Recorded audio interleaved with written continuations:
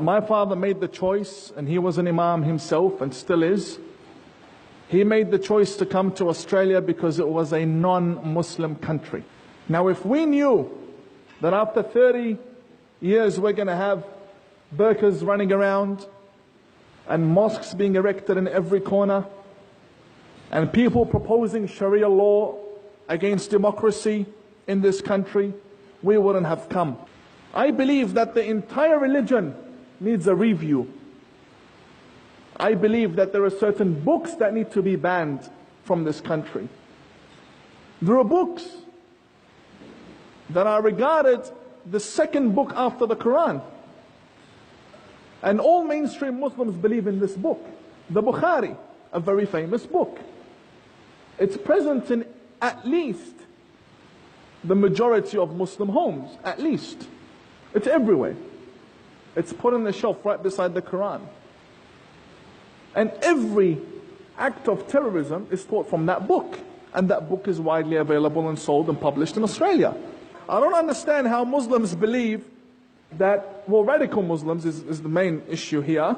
How they believe that if you blow yourself up, you go have lunch with the Prophet Muhammad in heaven. I didn't know my Prophet was running a restaurant up there. I honestly never knew. And then you have other very attractive statements that they state, that you go and you get 72 virgins. But what kind of a virgin is she that I would have to blow myself up for her? And I also oppose the construction of mosques. We have a big problem. Changing this country is something I am against. You can have one mosque in Adelaide, which is the oldest mosque, and then you can have centers. You can have educational centers. You can rent out university theaters, community centers. There's no need to be building mosques that later on are led by radical Muslim leaders. Some of them don't find success in radicalizing the youth that come to the mosque to worship God. So what do? They ride their cars, they drive their cars with their boats from Western Australia, as you may have heard, all the way to Queensland because they want to join ISIS through Malaysia. And I've always called on to ASIO to check the bank accounts of Muslim imams and who's funding them. And do these people that fund them, do they have expectations from them to brainwash these children? What's going on with genital mutilation and child brides, and what's happening in this country? Now, I know there are some politicians in recent times that have stood up and they're very against Islam.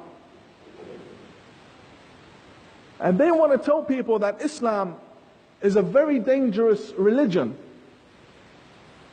Why do they say that? Now, I don't oppose these politicians because I know exactly what filth is in my religion. I know exactly what's going on, which is why I don't speak out against them. I'm against generalizing because there are good Muslims. But the main message behind it, I agree with. This will get me in trouble. I've never said this before, but Palestine is Jewish land. I mean, come on, who doesn't know this? Jesus came to Jerusalem. He came to the Israelites who were there. It's Jewish land. It's about time the female politicians stop dressing in headscarves when they go to Muslim countries. I know it's good to respect other people, but if you're the foreign minister, you're a foreign minister with your uniform and your badge, and if they don't respect you as a woman to come and dress in what you like to dress, then that's a country we don't want their embassy, we don't want anything to do with them. If they don't respect our foreign minister, regardless of what country that is. Look, this is Australia. This is what it is. You like it, don't like it. We'll give you one of our kangaroos and you can hop back to where you came from. The Grand Mufti, who's elected to be representing us for 20 years, hasn't come out and said in English that I condemn terrorism. It's true that he endorses verdicts against ISIS. But the problem is, Australia needs to stand against ISIS. The Muslim community here needs a verdict against ISIS. Not someone in America, and you're giving them the thumbs up, good on you. No, we need to take a stand against ISIS because we are worthy of that. We deserve a Muslim community that takes a stand against terrorism, because that's the fine line between hypocrisy and not. If you're not a hypocrite, then speak out. How do you reform a current ideology? Number one, government needs to realize that the books that are being taught in Muslim schools and that are in the shelves of mosques need to be taken out, opened up, see the publisher, and posted back to where they came from. Simple as that. We don't need to burn anything. We don't need to create tension. Just gather the books, and thank you very much. That's number one. Secondly, secret services need to monitor the movements of every religious leader. The lectures, if they're in Arabic, what are they saying? The examples they use. Do they have private lessons? Money in the bank accounts? How many wives do they have? This is very important. Many people don't realize this. Muslims have more than one wife in this country. But we need to come to one common understanding that it's either we follow the law of the land or we don't. If we do, then it's one wife.